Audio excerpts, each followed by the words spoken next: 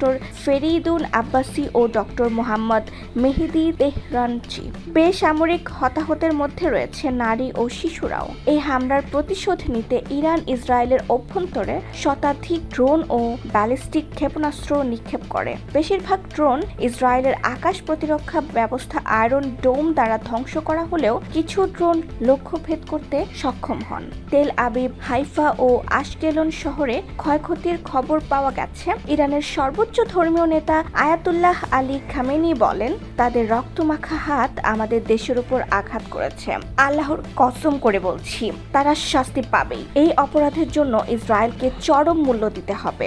বিশ্বজুড়ে এই উত্তেজনার তীব্র প্রতিক্রিয়া দেখা যায়। জাতিসংঘ ও মধ্যপ্রাচ্যের বেশ কয়েকটি দেশ দ্রুত যুদ্ধ বন্ধ ও শান্তিপূর্ণ সমাধানের আহ্বান জানান। মার্কিন যুক্তরাষ্ট্র উদ্বেগ প্রকাশ করে বলেছে, এই সংঘাত বড় ধরনের যুদ্ধের দিক নিয়ে যেতে পারে। বিশ্ববাজারে তেলের দাম